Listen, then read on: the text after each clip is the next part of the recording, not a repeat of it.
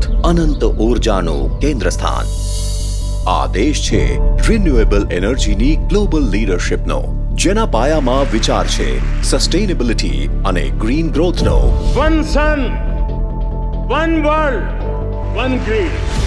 આદરણીય વડાપ્રધાન શ્રી નરેન્દ્રભાઈ મોદીજીના નેતૃત્વમાં ભારત આજે રિન્યુએબલ એનર્જી ક્ષેત્રે ગ્લોબલ હબ તરીકે ઉભરી રહ્યો છે.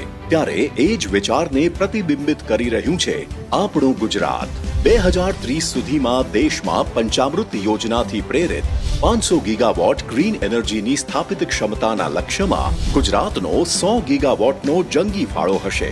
દેશના અમૃતકાળમાં મોદીજીના વિઝન અને ગુજરાતના મુખ્યમંત્રી શ્રી ભૂપેન્દ્રભાઈ પટેલના નેતૃત્વમાં ગુજરાતમાં થવા જઈ રહી છે આરી ઇન્વેસ્ટ 2024 એડિશન 4.